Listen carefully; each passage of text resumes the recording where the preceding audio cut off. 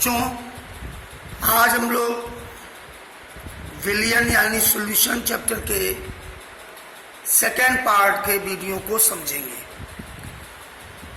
सबसे पहले हम लोग कहेंगे हेनरीज लॉ, हेनरी का नियम। क्या है हेनरी का नियम?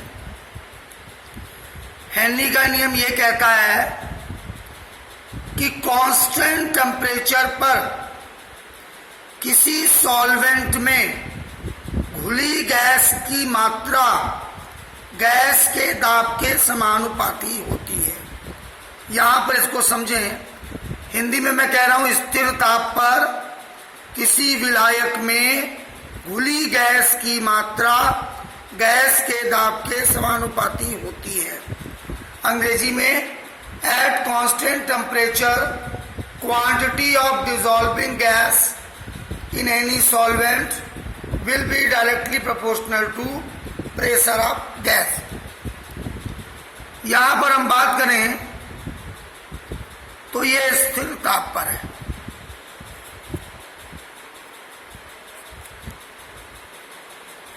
एट कांस्टेंट टेम्परेचर, W जो है यहां पर आप जो देख रहे हैं ये गैस का अमाउंट हो गया, सॉल्यूट गैस का अमाउंट हो गया, और P प्रेशर हो गया। तो हेनरी का नियम यह कहता है कांस्टेंट टेम्परेचर पर, स्थिर ताप पर किसी सॉल्वेंट में, सॉल्वेंट मतलब विलायक, सॉल्वेंट में घुली गैस की मात्रा गैस के दाब के समानुपाती होती है। यहां देखिए कांस्टेंट टेम्परेचर है, हमने गैस की मात्रा, गैस का अमाउंट W ले लिया, और P गैस का प्रेशर हो गया। अब इसी बात को इंग्लिश में देखते हैं हम। At constant temperature amount of dissolving gas W will be directly proportional to pressure of gas. ये हेनरी के नियम की पहली बात है। हेनरी के नियम को हम तीन तरीके से एक्सप्लेन कर सकते हैं। ये पहला नियम है। अब हेनरी का दूसरा नियम क्या कहता है? दूसरा नियम ये कहता है दिए गए ताप पर एट गिवन टेम्परेचर किसी विलायक यानी सॉल्वेंट में घुली गैस का आयतन उसके दाब पर निर्भर नहीं करता। At given temperature, volume of dissolving gas in solvent not depend upon pressure of gas। मेरा कहने का मतलब ये हो गया, मान लिया दिए गए टेम्परेचर पर हमने मान लिया कि किसी सॉल्वेंट में कोई गैस घुली हुई है, डिसॉल्व है। तो हेनरी का नियम जो दूसरा ये कहता है किसी सॉल्वेंट में घुली हुई डिसॉल्विंग गैस का वॉल्यूम यानी आयतन, V यहां पर हो गया डिसॉल्विंग गैस का वॉल्यूम, वो प्रेशर पर निर्भर नहीं करता। यानी आयतन के लिए प्रेशर डिपेंड नहीं है। यह हेनरी का दूसरा नियम है। क्या है दूसरा नियम? दिए गए ताप पर एट गिवन टेम्परेचर किसी सॉल्वेंट में घुली गैस, डिसॉल्विंग गैस का आयतन यानी वॉल्यूम उसके प्रेशर पर निर्भर नहीं करता, दाब पर निर्भर नहीं करता। हेनरी का नियम का तीसरा प्रकार क्या कहता है? गैस का प्रेशर विलियन में गैस के mole fraction of gas in solution इसके डायरेक्टली प्रोपोर्शनल टू होता है। यहां पर KH जो है ये हेनरी कांस्टेंट है। समझ गया मेरी बात को? यह हेनरी के नियम का तीसरा रूप है कि गैस का pressure mole fraction of gas in solution, विलयन में गैस के मोल प्रभाज के अनुक्रमानुपाती होता है। यहां पर KH जो है, ये जो KH आप देख रहे हैं, ये हेनरी नियतांक है, यह हेनरी कांस्टेंट है। अब हम लोग बात करेंगे limitations of Henry's law. Henry के नियम की सीमा है। पहली सीमा ये, गैस का दाब कम होना चाहिए, लो प्रेशर ऑफ गैस। दूसरी बात, no low temperature of gas, gas का ताप कम नहीं होना चाहिए। और gas not chemically react with solvent, gas जो भी ले वो विलायक के साथ रासायनिक अभिक्रिया ना करे। अब हम लोग पढ़ेंगे यूजेस ऑफ हेनरीज लॉ। सबसे पहला यूज ये है, जो आप सॉफ्ट ड्रिंक की बॉटल्स देखते हो उसमें कार्बन डाइऑक्साइड की सॉल्युबिलिटी को बढ़ाने के लिए बोतल्स को हाई प्रेशर पर सील किया जाता है। जो कोल्ड ड्रिंक या सोडा की बोतलें आती हैं वो देखिए बहुत ज्यादा टाइट बंद होती हैं। क्यों टाइट बंद होती हैं? CO2 की सॉल्युबिलिटी को बढ़ाने के लिए, CO2 की विलेयता को बढ़ाने के लिए। और हमारे फेफड़ों में, रक्त में, लंग्स में, ब्लड में O2 और CO2 का जो एक्सचेंज है, आदान प्रदान है, वो भी हेनरीज के लॉ पर डिपेंड करता है। अब हम लोग पढ़ेंगे विलयन की सांद्रता प्रदर्शित करने की विधियां, methods of expressing concentration of solution. देखिए यहां पर कुछ फार्मूले in terms of percentage. Percentage के पदों में क्या फार्मूला है? परसेंटेज बाई मास ऑब्लिक मास, मास माने द्रव्यमान। तो क्या फार्मूला है? मास ऑफ सॉल्यूट यानी विलेय का द्रव्यमान बटे मास ऑफ सॉल्यूशन, विलयन का द्रव्यमान गुणे 100। ये हम लोग कंसंट्रेशन परसेंटेज के टर्म्स में निकाल रहे हैं। ठीक है, किसी भी सॉल्यूशन की कंसंट्रेशन परसेंटेज के टर्म्स में निकालनी है तो उसका पहला फार्मूला ये, परसेंटेज बाई मास ऑब्लिक मास, यानी दोनों चीजों का मास, सॉल्यूट यानी विलेय का भी मास और सॉल्यूशन यानी विलयन का भी मास। दूसरा, percentage by mass oblique volume, यहां पर हम सॉल्यूट का यानी विलेय का मास लेंगे और सॉल्यूशन का वॉल्यूम लेंगे और 100 से मल्टीप्लाई कर देंगे। फिर percentage by volume oblique volume, यानी यहां पर हम सॉल्यूट का आयतन यानी वॉल्यूम लेंगे और सॉल्यूशन का वॉल्यूम लेंगे और 100 से मल्टीप्लाई कर देंगे। ये तीनों फार्मूले परसेंटेज के टर्म्स में कंसंट्रेट निकालने के तीनों फार्मूले। पहला परसेंटेज बाई मास ऑब्लिक मास, इसमें हमने सॉल्यूट का भी मास ले लिया और सॉल्यूशन का भी मास ले लिया और 100 से मल्टीपल कर दिया। फिर percentage by mass oblique volume, तो यहां पर देखिए हमने सॉल्यूट का मास लिया है और सॉल्यूशन का वॉल्यूम लिया और 100 से मल्टीपल कर दिया। फिर परसेंटेज ऑब्लिक वॉल्यूम, तो यहां पर विलेय यानी सॉल्यूट का आप देखिए आयतन लिया और सॉल्यूशन का भी आयतन यानी वॉल्यूम लिया और 100 से मल्टीप्लाई कर दिया। अब ये सारे केवल फार्मूले हैं, इन पर आपको न्यूमेरिकल लगाने को आएंगे। इसमें कोई विशेष थ्योरी नहीं है, केवल आपको फार्मूले याद कर लें। ध्यान दीजिएगा, यहां पर केवल फार्मूले हैं, इसमें कोई विशेष थ्योरी नहीं है। दूसरा फार्मूला है ppm में का सांद्रता, कंसंट्रेशन इन पार्ट्स, P माने पार्ट्स, फिर P माने पर और M माने मिलियन। P माने पार्ट्स, P माने पर, M माने मिलियन।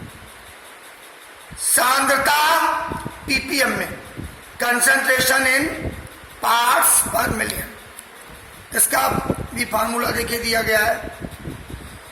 सॉल्यूट की ppm में कंसंट्रेशन का फार्मूला दिया है मास ऑफ सॉल्यूट यानी विलेय का द्रव्यमान ग्राम में बटे मास ऑफ सॉल्यूशन यानी विलयन का द्रव्यमान ग्राम में गुणे 10⁶। अब मान लीजिए कोई गैसियस मिक्सचर है, उस गैसियस मिक्सचर में हमें किसी गैस की ppm में सांद्रता निकालनी है। किसी गैसियस मिक्सचर में किसी गैस की ppm में सांद्रता निकालनी है, तो concentration of gas in ppm in any gaseous mixture. तो यहां पर देखिए, किसी गैसीय मिश्रण में किसी गैस की ppm में सांद्रता, मान लीजिए कोई गैस का मिक्सचर है, उसमें 2 या 3 से अधिक गैसें हैं, तो उसमें किसी एक गैस की हमको ppm में कंसंट्रेशन निकालनी है, तो उसका फार्मूला ये होगा वॉल्यूम ऑफ गैस यानी गैस का वॉल्यूम बटे वॉल्यूम ऑफ गैसियस मिक्सचर, पूरे गैसियस मिक्सचर का वॉल्यूम यानी आयतन गुणे 10⁶। अगला फार्मूला है किसी भी विलयन की शक्ति यानी strength in terms of gram पर लीटर, ग्राम प्रति लीटर में। अब हम लोग यहां देखेंगे किसी विलयन की शक्ति यानी स्ट्रेंथ निकालने का फार्मूला क्या है। ये सारे फार्मूले न्यूमेरिकल में यूज किए जाएंगे। क्या है? अमाउंट ऑफ सॉल्यूट विलेय की मात्रा ग्राम में बटे वॉल्यूम ऑफ सॉल्यूशन विलयन का आयतन लीटर में। ये हिंदी और इंग्लिश दोनों में लिखा हुआ है, तो ये इंग्लिश में आप जिसको लिखना होगा इंग्लिश में लिख लेगा, जिसको लिखना होगा हिंदी में लिख लेगा। तो किसी भी सॉल्यूशन की स्ट्रेंथ अगर आप ग्राम पर लीटर में निकालेंगे तो अमाउंट ऑफ सॉल्यूट इन ग्राम विलेय की मात्रा ग्राम में बटे विलयन का आयतन लीटर में यानी volume of solution in litre. ये फार्मूले हैं सब। अब हम लोग देखेंगे नॉर्मेलिटी। यहां से देखिएगा नॉर्मेलिटी। नॉर्मेलिटी को कैपिटल एन से रिप्रेजेंट करते हैं। नॉर्मेलिटी को कैपिटल एन से प्रदर्शित करते हैं। इसका फार्मूला होता है, फार्मूला भी यही है, परिभाषा भी यही है। अगर डेफिनेशन लिखने को आ जाए तो यही लिख दीजिए, फार्मूला आ जाए तो यही लिख दीजिए। क्या फार्मूला है? विलेय का ग्राम तुल्यांक, ग्राम इक्विवेलेंट ऑफ सॉल्यूट बटे विलयन का आयतन वॉल्यूम ऑफ सॉल्यूशन। ये हिंदी में, इंग्लिश में। अगर आपको नॉर्मेलिटी की परिभाषा आ गई तो it is represented by N, capital N. इसे हम कैपिटल एन से प्रदर्शित करते हैं। और ये क्या है? विलेय के ग्राम तुल्यांक, ग्राम इक्विवेलेंट ऑफ सॉल्यूट बटे विलयन का आयतन वॉल्यूम ऑफ सॉल्यूशन। अब यहां पर एक चीज आप देखेंगे, एक चीज यहां पर है, ये ग्राम इक्विवेलेंट, विलेय के ग्राम तुल्यांक, ये क्या होते हैं? तो ग्राम इक्विवेलेंट ऑफ सॉल्यूट का फार्मूला होता है विलेय का द्रव्यमान mass of solute W equivalent mass E तुल्यांकी द्रव्यमान। यानी आप gram equivalent of solute W/E यानी विलेय का ग्राम तुल्यांक इस फार्मूले से निकालेंगे और जो आएगा उसको आप यहां रख देंगे। देखिए किया गया नॉर्मेलिटी में, ये नॉर्मेलिटी हो गई कैपिटल एन। W/E क्या हो गया? ग्राम इक्विवेलेंट ऑफ सॉल्यूट, विलेय के ग्राम तुल्यांक। यहां पर W क्या हो गया? मास ऑफ सॉल्यूट, विलेय का द्रव्यमान। E क्या हो गया?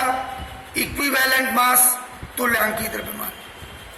अब इसको सॉल्व कर लेंगे, ध्यान से देखिएगा, तो N बराबर W/E भी आ जाएगा।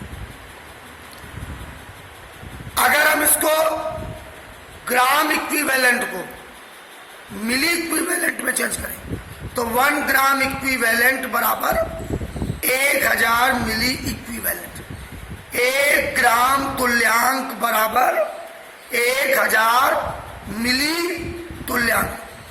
तो इस फार्मूले में n बराबर W/EV में, यहां पर देखिए n बराबर W/EV में 1000 से गुणा कर दिया, क्योंकि यहां पर आयतन जो है V लीटर में और यहां पर V मिलीलीटर में।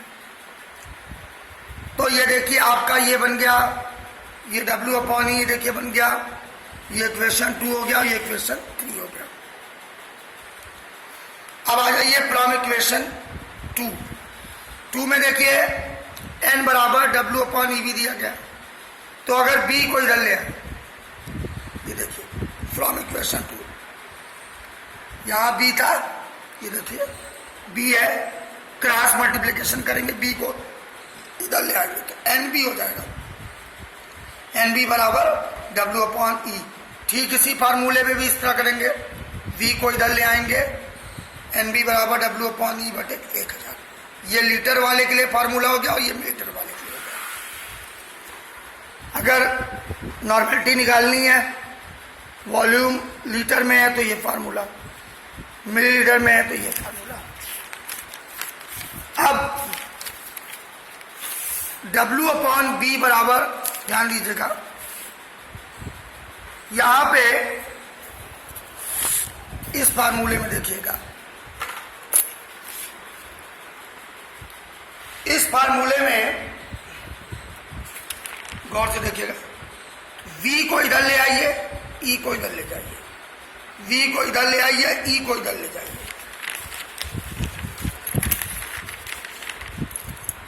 ये देखिए W/B, V इधर ले आए और इक्विवेलेंट मास, E मतलब होता है इक्विवेलेंट मास, N मतलब होता है नॉर्मेलिटी।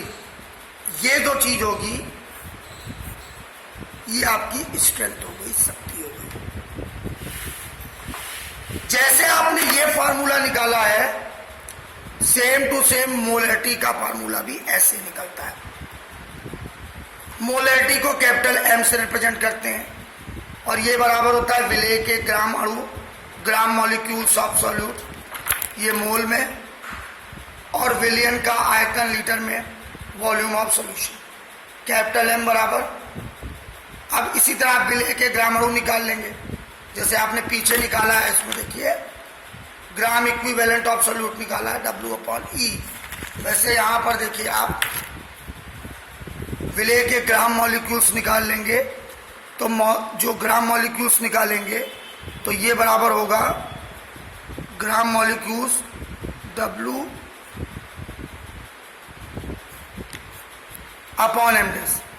W क्या हो गया, W क्या हो गया, और V माने वॉल्यूम। यहां पर W क्या होगा, W आपका हो गया सॉल्यूट का मास, W हो गया सॉल्यूट का मास।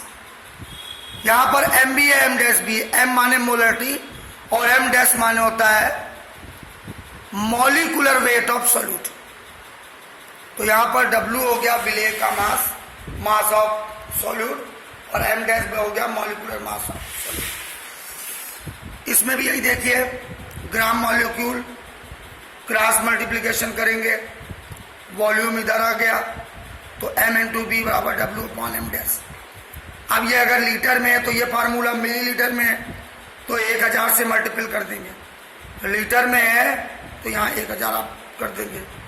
वॉल्यूम को लीटर को मिलीलीटर में चेंज करने के लिए आप जानते क्या करते हैं, तो मोलरिटी बराबर क्या हो गया, W/M' इंटू B गुणे 1000। अगर ये आपका मिलीलीटर है तो हम ये 1000 से पा करके ये निकाल देंगे। अब इसी तरह देखिए, इसमें भी स्ट्रेंथ निकल आई, M/M' बराबर W/B। W/B जो होती है वो किसी भी विलियन की शक्ति होती है, किसी भी विलियन की स्ट्रेंथ होती है, किसी भी विलियन की पावर होती है, W/B। अभी आपने पीछे भी देखिए निकाला था W/B। W/B बराबर नॉर्मेलिटी इंटू ये क्या है, इक्विवेलेंट मास, तुल्यांकी द्रव्यमान। और यहां पर देखिए क्या निकला, स्ट्रेंथ W/B बराबर M माने हो गया molarity into molecular mass. Molecular mass किसका हो गया? सॉल्यूट का हो गया। अब यहां पर देखिएगा n/10 को हम बोलते हैं, n/2 को सेमी नॉर्मल, n/10 को डेसी नॉर्मल, n/100 को सेंटी नॉर्मल, n/1000 को मिली नॉर्मल, m/2 को सेमी मोलर, m/10 को डेसी मोलर, m/100 को सेंटी मोलर और m/1000 को मिली मोलर। यहां पर देखिए मोलैरिटी का भी फार्मूला दिया गया है। मोलैरिटी को स्मॉल m से रिप्रेजेंट करते हैं। क्या फार्मूला होता है? ग्राम मॉलिक्यूल्स ऑफ सॉल्यूट और अपॉन मास ऑफ सॉल्वेंट, ठीक। और मिली में निकालना है तो 1000 से मल्टीपल कर देंगे। ये भी फार्मूला है। फॉर्मेलिटी का भी देखिए केवल फार्मूला है, मास ऑफ सॉल्यूट बटे formula mass of solute into volume in litre. तो ये जितनी भी चीजें मैंने बताई हैं ये केवल फार्मूला है और ये फार्मूले केवल न्यूमेरिकल में यूज किए जाएंगे, कहीं और यूज नहीं होंगे। इनकी अगर डेफिनेशन, जैसे मोलैरिटी की डेफिनेशन आ गई तो आप इतना लिख सकते हैं, फॉर्मेलिटी की डेफिनेशन आ गई इतना लिख सकते हैं, मोलैरिटी की डेफिनेशन आ गई इतना लिख देंगे, काम हो जाएगा।